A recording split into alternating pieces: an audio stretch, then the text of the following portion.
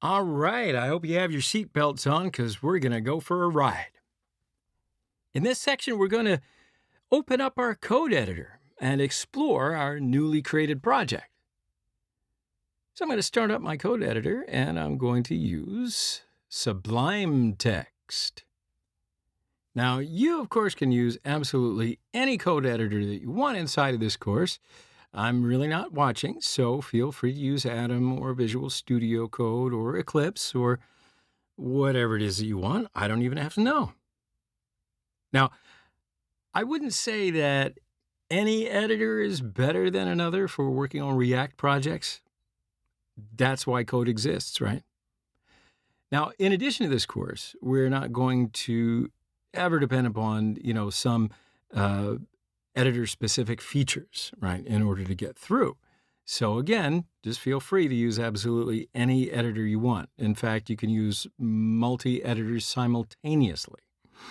But once I have my editor open, then I'm going to open up my project directory. All right, so here's my newly created first app folder right here. Now, inside this folder, you'll notice that we have a couple of different files and folders. These are all automatically generated for us when we, created our project in the beginning. So I want to take a look at some of the different files and folders that are here and get a better idea of what they all do.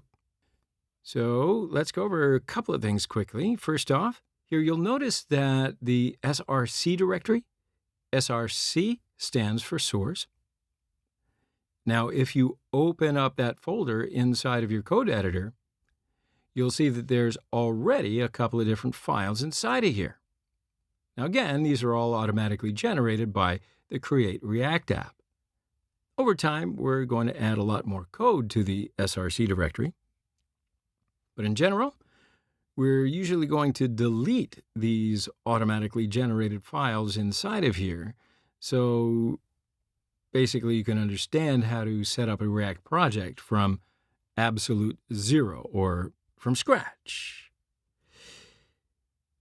So the next directory is the public directory. The public directory right here is going to contain different static files. So what's an example of a static file? Might be an HTML file that never changes, or an image, or maybe some music or something else that we might want to serve up from our application. We're going to talk about the public directory throughout the course. We're going to learn a lot more about it, but I just want to show you where it is. And the next is the Node Modules directory.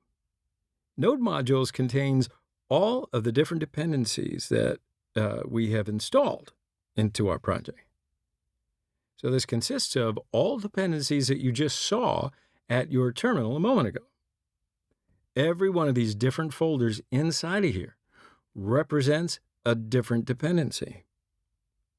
Now, in general, we're never going to have to manually go into the Node Modules directory. It kind of just exists here, and you don't really have to worry about it too much. Now, the next step is the package.json file. The package.json file right here will list out all of the different dependencies that our project requires. And it also has a little bit of project configuration side of it. Over time, we're going to do several updates to the package.json file. And next we have a similarly named file, the packagelock.json.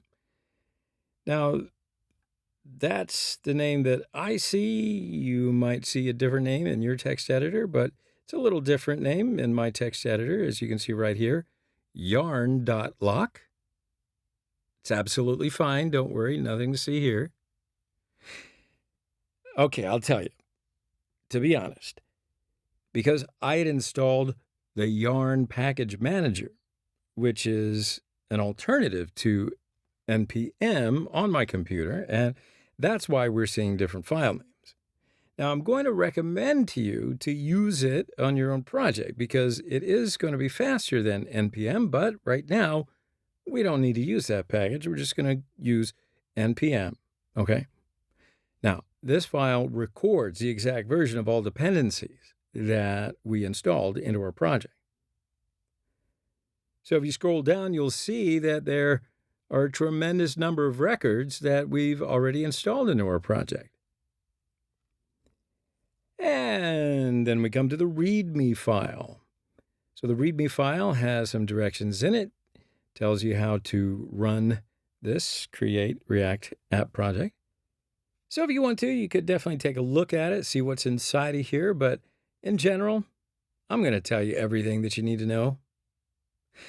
Now, there is one last file inside of here. It is the gitignore file. Now, the gitignore file is a reference to the Git version control system. And essentially, it lists out all the different files and folders that Git should ignore. So it's going to be tracking our project and maintaining a record of all the different changes that we're making to our code base. So hey, that's all. That's what we get by default when we generate a project with the Create React app. So when we come back in the next section, we're going to finally start writing out some code inside of our SRC directory. And we're going to be getting a better idea of how JSX works. All right, see you in the next lecture.